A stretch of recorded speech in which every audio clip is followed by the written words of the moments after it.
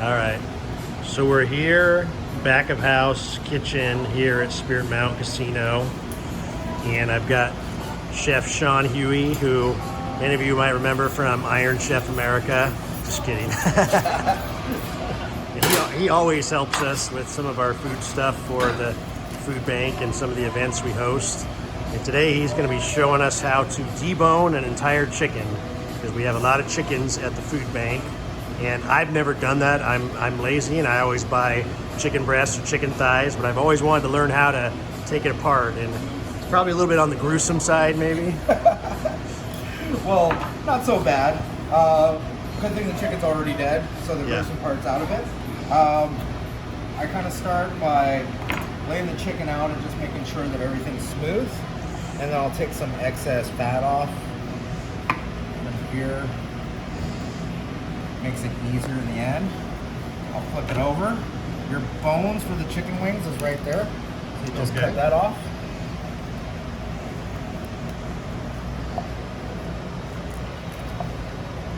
And then we'll set that aside. Everybody loves some chicken wings. Few ways to do that. So you come right around here on that part. You see right where the breast and the thigh meet, and you'll just cut that open a little bit. Break that up, not too much force, and you could easily cut that. Cut it in half. Okay. Yeah. Now you have your legs and you have your breast. Breast is usually easier. So I'll cut straight down the middle of the breast. You'll find that cartilage there. And then you kind of just like run your knife slowly, you know, slow and steady. And then there you have your chicken breast.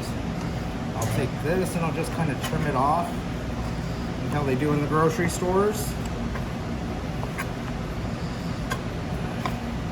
All right, and there's one chicken breast.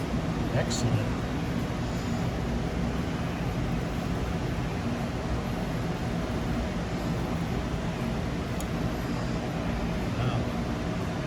And is that, I mean, it sounds kind of nerdy because I watch a lot of Food Network, or I used to, and chefs always have like their preferred knives. Is that like your... Yeah, this is a deboning knife.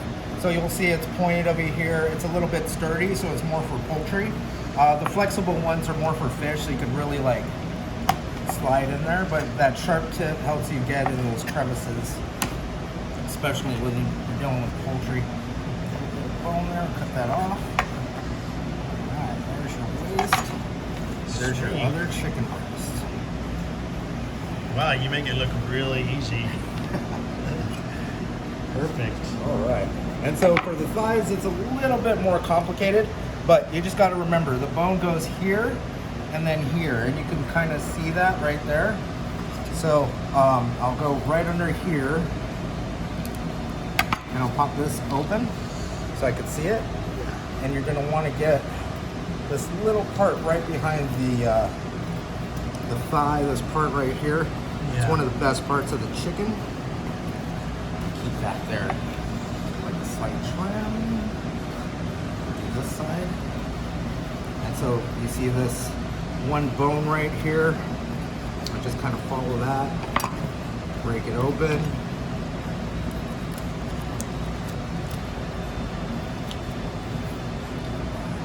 There we have it. That is your bones that we could use for chicken stock. Brown them a little bit, put them in some water. You can make some pho. Don't throw it away though. You use every part, right? Yes, yes, absolutely. This chicken worked hard to be here. And then we just kind of get under that bone. And then you just follow the bone. Once again, just really soft, take your time. I got good at it by just taking my time and really like studying the anatomy of the chicken bone. Then there's your other one. Okay, I'll take that. And do you leave the skin on typically? I do, because I'm gonna sear it off and kind of get a little bit of crispy skin. Okay. And then today we're gonna do the roasted roots and chicken. And the roots I have today are beets, carrots, and I have watermelon radish. Watermelon radish. Yeah, not a lot of people cook with the radish, but it actually gives like a nice little flavor profile to the whole dish. Flavor profile. I hear that on cooking shows all the time. It adds a little bit different from the roots. Yeah. All right, let's get all this. I'm going to start the next process. Sweet. And can I come around? Is that okay? Yeah, sure. Okay. Wasn't sure if there's like exploding grease or some sort of kitchen hazard I have to worry about. So you have a professional grade sauteing pan there. Yeah, something's good with a heavy pan. It helps keep the heat in. Yeah. When you have like thinner pans, you won't get as brown of a skin because it kind of loses heat right when you put everything in. And we'll just let it come up to like a medium heat. First, I'll put some olive oil blend. Is that like extra virgin olive oil? It's a mix of a blend, 75% okay. canola and virgin olive oil. Virgin olive oil has like a high smoke point, so that's why we use it blended. Okay. And then over here, we'll season the chicken.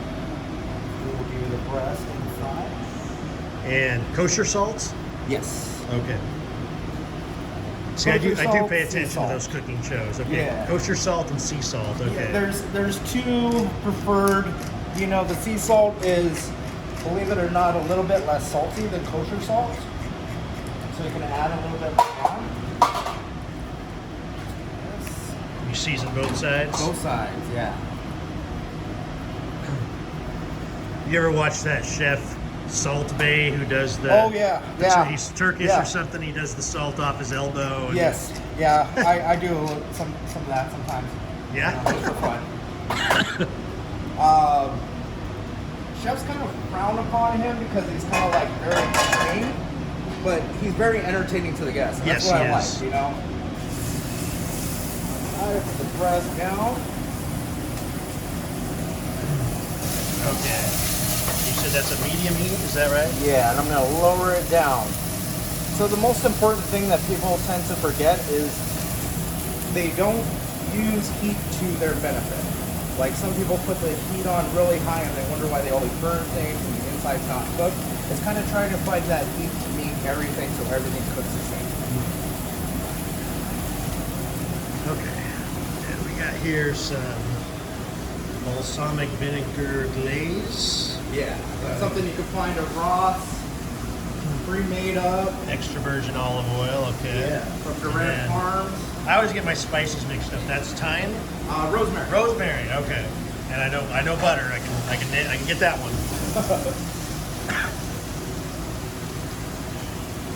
So I'll add a little bit of rosemary and thyme when this is browned, and I'm going to flip it.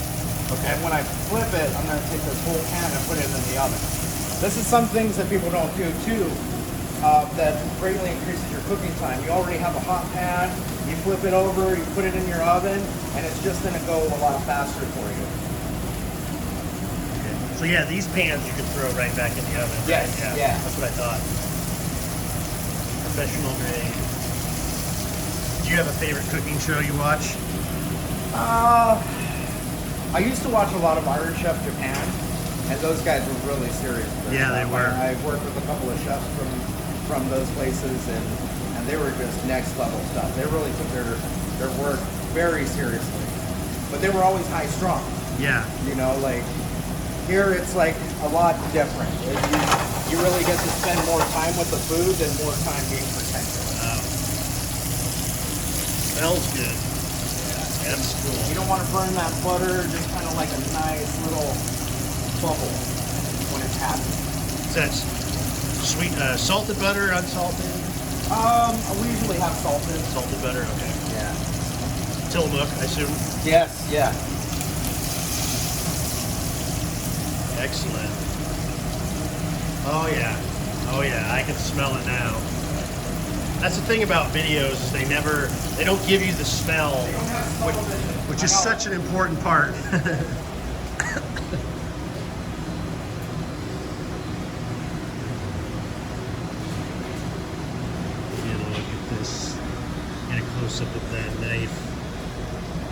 I don't know what brand of knife it is. It looks Japanese. Shun, okay. Yeah. Japanese knives are pretty good knives. Alright. So while the chicken is cooking and looking beautiful, Yeah. butter is nice. At this point you can put in like some full garlic, some lemon, and then we will toss it and put it in the oven and come back to the veggies.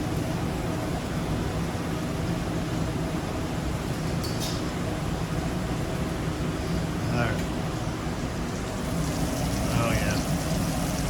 Smell-o-vision. Somebody needs to invent it. Nice and brown, yeah. Where we set it and forget it. Set it and forget it. Okay. Learned a new cooking term. All right. And then we have our roots, which I pre-did. Okay.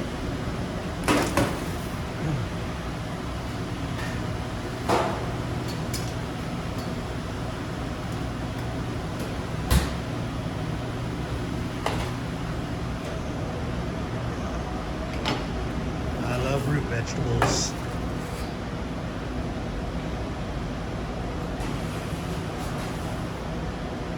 Yeah, so the season right now, not a lot of things are in prime besides root vegetables and Beets. citruses. Yeah.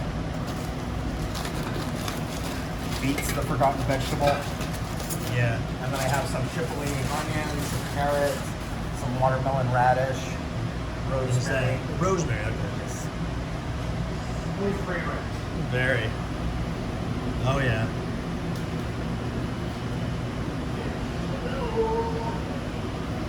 So you bake all these ahead of time? Yes, so the beets you would bake in a container similar to this. A little bit of olive oil, a little bit of salt, and until it's kind of soft. Then you would take this with a towel and just peel that off. See how nice and easy that comes off? Oh, okay. Kind of pulling the rind off of it, or Yeah. just peel, skin, peel.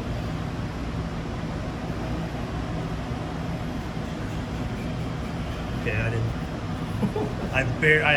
I don't know that I've ever cooked with beets. Maybe once or twice. Yeah, like I said, they're forgotten. Only people see it on like salad bars already pre-processed. Yeah. But They these are smell all out. good. They smell really nice. Yeah. Yeah. And it gives you that deeper flavor when you come in with the roots.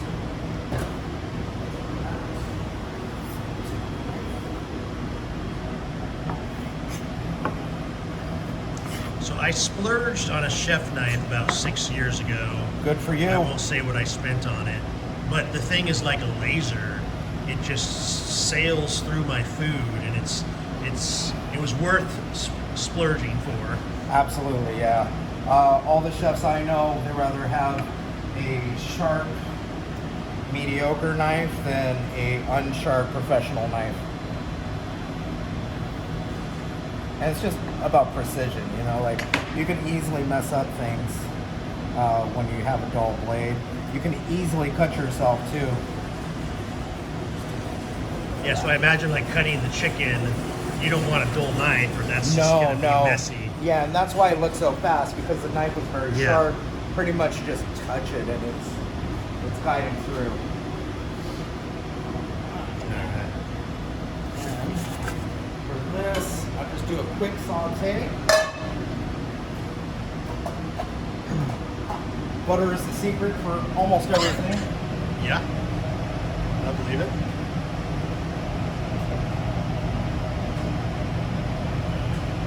And by the time these are done, you should be ready.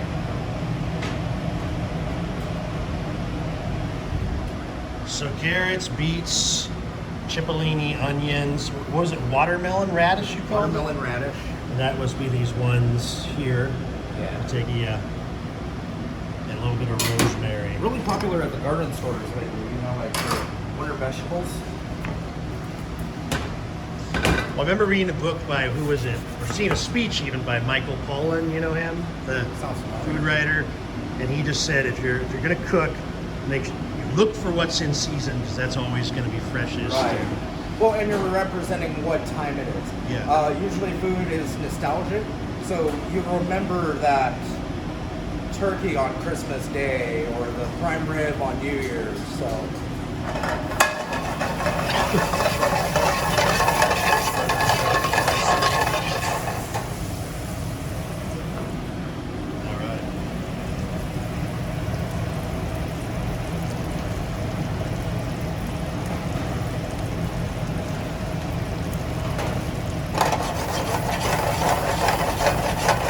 Now, when I cooked them, I did already put salt and pepper on them. Okay. Salt and pepper is probably the reason why your food is not as flavorful. I mean, it's as simple as that, salt and pepper. I think I went to a restaurant years ago that I'd never heard the term under-seasoned until I went to this restaurant and they hadn't done any salt and pepper and it was like ground pork or something. I was like, oh man. Yeah, so salt really enhances the food. And it's just that simple. You know, like black pepper I could do without, but you can't do without salt. I mean, it preserves, it adds bite, it adds texture, it adds, it keeps color. So the new kind of trend I've noticed, and I see it everywhere, and I have it at home, is the pink Himalayan salt. Is there a big flavor difference? Yeah. No. So, like I said, the difference in salts, the kosher salt, you'll see it's a lot finer, right? Yeah. So you would use these for things that are smaller. The bigger you get, like roasts and stuff, the bigger grains of salt that you want. Okay. Because it breaks down over time the same way. With the Himalayan salt, I put it in a pepper cracker and kind of use that at home. It's really hard to over-season with that. And they say it adds like some minerals and vitamins. That's what I've heard too, yeah. I haven't had time to research, but I'll believe them. Yeah. Well, because the researcher's always going to be someone who says it's BS, right? Yes. Like, no, don't listen to that guy. Yeah. But like, and now chefs they say you should do this, you should do that. But really, I've learned that not everything you hear in cooking is the truth. Yeah. Like, you really got to pay attention to the food, really got to pay attention to what you're doing.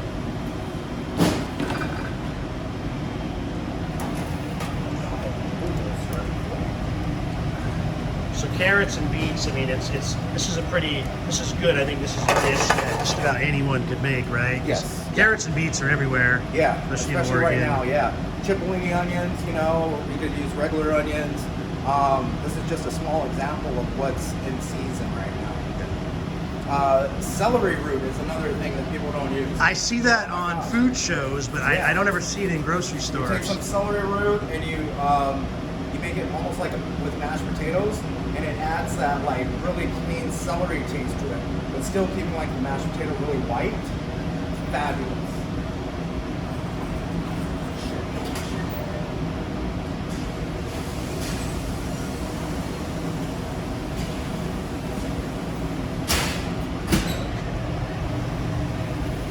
Again, smell-o-vision, only it existed. So, you know what? I think this might be the brand of knife I have at home. The handle looked really familiar. Had about 7 years. For the price of it, they're really good. Like, I've had these knives for about 6 months, and I haven't sharpened them yet. Just make sure you like hone them down on these scales every once in a while, and kind of like realigns the blade so you don't have to sharpen it as much. Otherwise, you're gonna have to get a stone, really grind down that edge. You see the edge? Yeah. That small shiny is what you're looking for. Okay. Yeah. That's good to know.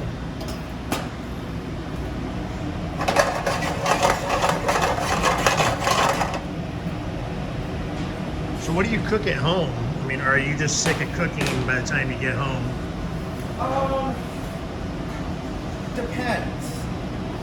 Depends. Like on my days off, like last night, I did like, I went and I bought some steak for my family.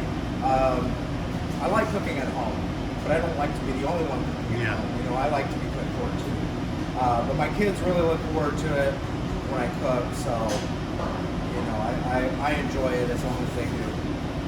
What's a favorite dish in your household? Well, we always have some rice, and then anything else with that. Usually, we'll do like a soup right now when it's cold. We do like a corn soup with coconut milk. It's really good. I'm from Guam, so we kind of do like home food from Guam that you won't see here. You won't see me cooking. Yeah. Okay. Not a lot of people know exactly what we're doing. All right. So now it's going to look like we're going to get a little fancy, but really this is just a touch of, you know, what you can do at home to kick it up. So I have the balsamic glaze, and you can just do little smidge bits like that, and then you just place the vegetables kind of around.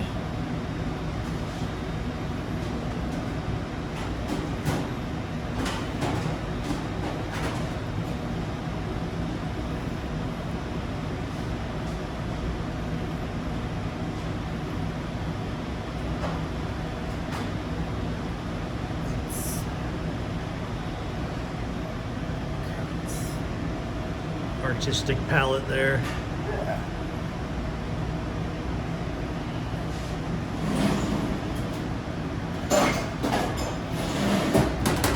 Okay. And your chicken is about 2 minutes from now.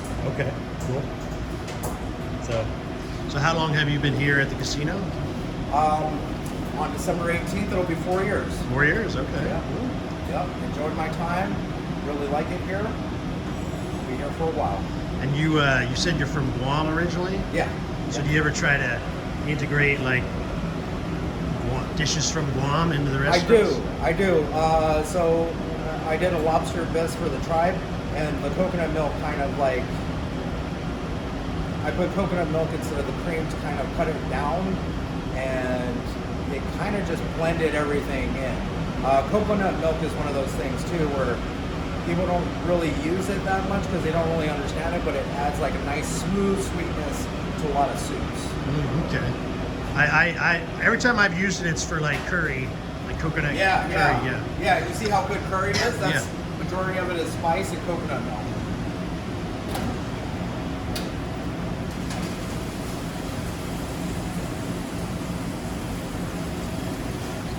Almost there.